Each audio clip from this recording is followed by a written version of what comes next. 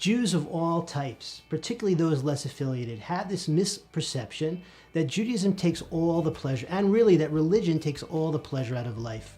It's not hard to understand why. We've grown up in a Christian culture, and Jews know more about Judaism, unfortunately, from Christianity, which is ascetic, does downgrade the pleasures of this life in favor of what's going to come in heaven, in the world to come. Most of us have gone to synagogue growing up 3 times a year. Not such happy times, actually. Rosh Hashanah, very austere, very serious, all about life and death, and culminating in this amazing, fun holiday called Yom HaKippurim, fasting all day. That's the psychological backdrop that most less affiliated Jews have.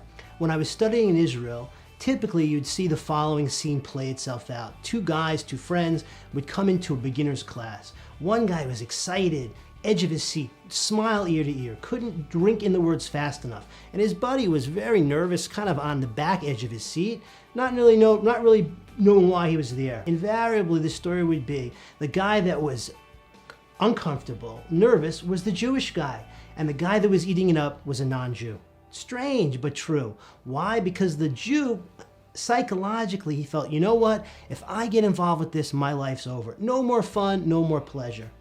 You know, even more observant people have some type of the same attitude. They do know some of the pleasures in Judaism, but they too look at Judaism as sort of a IRA, a spiritual IRA or a 401k plan. You take less in this world, you put it away, and you get eternal dividends.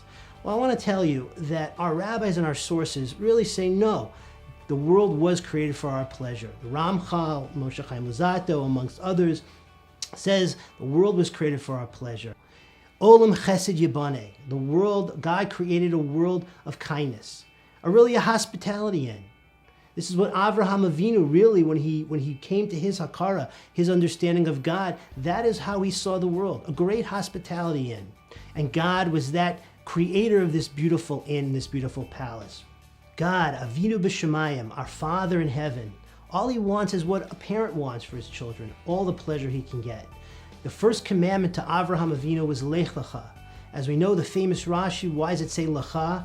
It says Lahanasacha L'tovasacha, for your pleasure and for your good. The very first commandment's the paradigm for all the commandments to follow.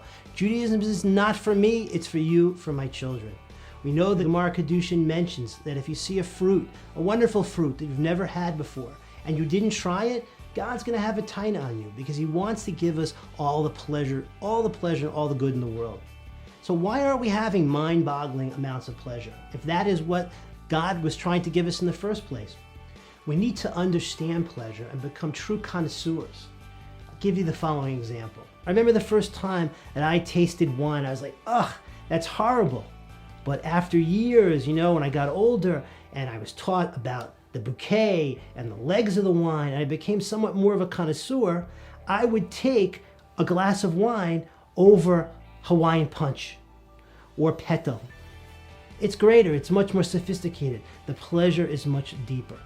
We too have to learn to become connoisseurs of pleasure. There are a whole gamut of pleasures in this world, from the physical all the way to the spiritual, love, meaning, and many more. Really, Torah is a manual for getting the deeper pleasures out of life, all the way from the physical to the most sublime spiritual. One of the greatest gifts is Shabbos. Shabbos is pleasurable, is restful, is peaceful. The family's all where they're supposed to be. There's a beautiful connection in the house. This is moving to a less connected and less affiliated Jew.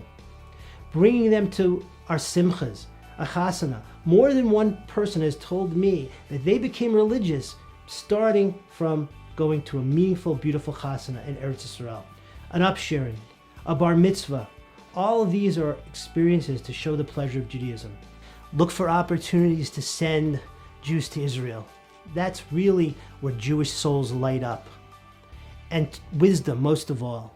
Torah's Chaim, wisdom for living, relevant, life-changing wisdom that Jews will say, wow, I need that for my life.